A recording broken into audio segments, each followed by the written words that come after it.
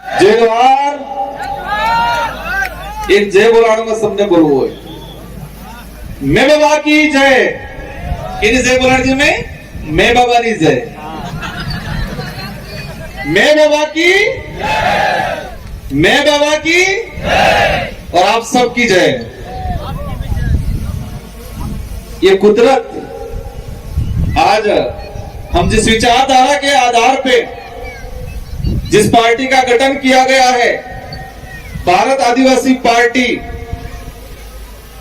और इस विचारधारा की जो मूल थीम है कि प्रकृति ने पूजवी, जल जंगल जमीन आसमान ने पूजबो, और आने मैं बाबा ने की पूजा की थी और अरज की थी कि मैं बाबा गर्मी पड़ी रही है कई, और आ नवो नवो आ मैदान काढ़ू है तो धूड़े थोड़ो काढ़ू कर दीवान तो बे दाड़ा पहला असर पड़ गया, पूरा काढ़ू थे।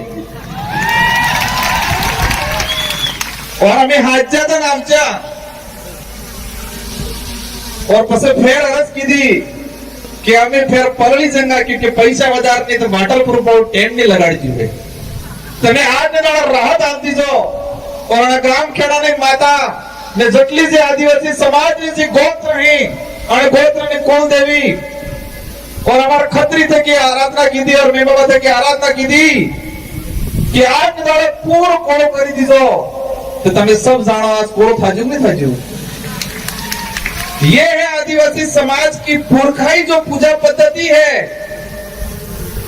हमारी जो पुरखाई पूजा पद्धति है कि मांगजो में है और आज अनुरूप, और ये पूजा पद्धति से हमारी प्रकृति की जो देन है, और आज हम सबको शांतिपूर्वक कार्यक्रम निपट गया।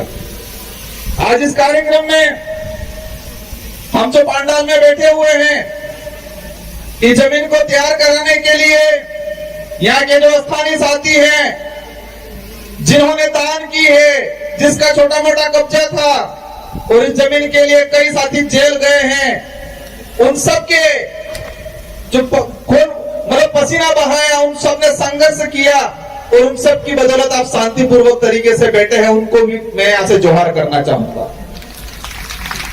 राजस्थान का प्रशासन, डूंगरपुर का प्रशासन सोच रहा था कि भारत आदिवासी पार्टी आ रही है तो कार्यक्रम कहां कर रहे हैं, अभी तक जिला मुख्यालय पे कोई तैयारी नहीं की है, और 3 दिन पहले प्रशासन को पता चलता है कि आदिवासी प्रेरणा स्थल बनाया गया है 84 विधानसभा क्षेत्र के अंदर, और आदिवासी प्रेरणा स्थल पर पूरे देश के आदिवासियों को आमंत्रित किया गया है। ये 4 दिन पहले पता चला प्रशासन को, और ये गांव के साथी, ये भोग के साथी, उनकी मेहरबानी।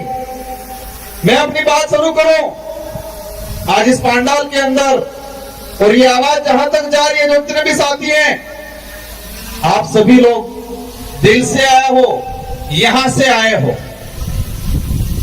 फ्री में लाई हुई, पैसों से बुलाई हुई ये भीड़ नहीं है, ये भीड़ दिल से आई हुई भीड़ है, और आप सबका मैं तहे से स्वागत अभिनंदन करता हूं। आज आजादी के बाद हमारी जो विचारधारा है, और इस विचारधारा के आधार पे ये जो पार्टी बनी है, और ये पार्टी पहली बार देश में और इस क्षेत्र के अंदर लोकतंत्र स्थापित करने का काम करेगी, और संविधान की जो मूल भावना है और लोकतंत्र की जो वास्तविक परिभाषा है, उसको धरातल पे लाने का काम ये भारत आदिवासी पार्टी करने वाली है। इस पार्टी को बनाने के लिए कई जनों ने योगदान दिया, और इस पार्टी के आधार पे आने वाले समय में हमारे आने वाली पीढ़ी का भविष्य सुधारेंगे, जल जंगल की जमीन की लड़ाई लड़ेंगे, संवैधानिक हक अधिकार की लड़ाई लड़ेंगे, और कमल कांग्रेस की खटिया खड़ी करेंगे। हम क्या थे, क्या बना दिया, हमारे पूर्वज क्या थे, ताकतवर थे, स्वाभिमानी थे, दयालु थे और दानदाता थे। हमारे पूर्वज स्वाभिमानी थे, ताकतवर थे, दयालु थे और दान दाता थे, उस समाज को इन कांग्रेस बीजेपी ने फ्री की योजनाओं में मानसिक रूप से गुलाम बना के एक भिखमंगा बनाने का काम किया है कांग्रेस बीजेपी ने 75 सालों के अंदर। हमारे समाज को एक स्वाभिमानी समाज, एक दानदाता समाज, मेहनत से कमाने वाला समाज और इस देश का मूल मालिक होने का जो दावा हम करते हैं और हैं, उस समाज को कांग्रेस बीजेपी ने आज तक हमको कमजोर बनाने का काम किया है। आज ये जो पार्टी बनी है, इस पार्टी आने वाले समय में राजस्थान की सरकार कौन होगी, मध्य प्रदेश की सरकार कौन होगी, महाराष्ट्र की सरकार कौन होगी, ये तय करने का काम करेगी ये भारत आदिवासी पार्टी। कांग्रेस वाले कहते हैं, बड़े बड़े लॉलीपॉप देते हैं। एक नारा लगाया था उन्होंने, क्या लगाया था? नफरत के बाजार में मोहब्बत की दुकान खोलने आए हैं। क्या लगाया था? नफरत के बाजार में मोहब्बत की दुकान खोलने आए हैं। मैं कहता हूं, नफरत के बाजार में स्वाभिमान की दुकान खोलने आएगी भारत आदिवासी पार्टी, क्योंकि मोहब्बत वाले धोखा बहुत जल्दी देते हैं। मोहब्बत की बातें करने वाले धोखा बहुत जल्दी देते हैं। और हम इस देश के अंदर आदिवासी समुदाय, माइनॉरिटी, एससी सभी को स्वाभिमानी बनाने का काम करने आएंगे। आज हमारा समाज किस तरह से बना दिया इन लोगों ने, हम लोगों को गुमराह कर दिया गया है, हमारे लोगों को मानसिक रूप से कमजोर कर दिया है। और मैं कई बार कहता हूं कि कांग्रेस बीजेपी 75 साल तक क्या किया? हमारे बाजी ने घुसवाड़ी नाकचा सपा हो कीधु, घुसवाई किया कंप्लीट, मानसिक रूप से की घुसवाई किया। और ये घुसपानो काम करने कीधु जे कांग्रेस बीजेपी में लसवायला ताणी कीधु, लसवायला ताणी घुसपान काम कीधु। और ये विचारधारा जे घुसवायला ही आनंद चेतन थावानो काम कराड़ेगा, आनंद सावधान रहवानो काम कराड़ेगा, आनंद जागवानो काम कराड़ेगा। क्योंकि आज तक हमारे समाज के अंदर, हमारे पूरे आदिवासी इलाके के अंदर इन लोगों ने वोट बैंक बनाया गया है। और ये पार्टी, ये विचारधारा है। और इस पार्टी में यहाँ की जनता, क्षेत्र की जनता तय करेगी कि लोकसभा विधानसभा में हमारा कौन आदमी जाएगा।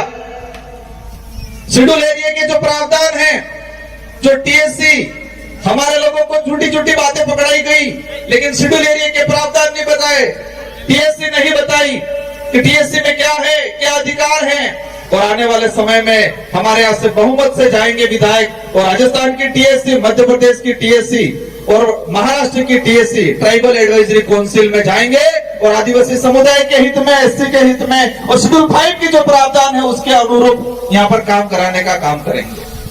आज कई लोग कहते हैं हम भी विधायक बने थे, मैं विधायक म्हणजे तारे टी शर्टच पहनतो।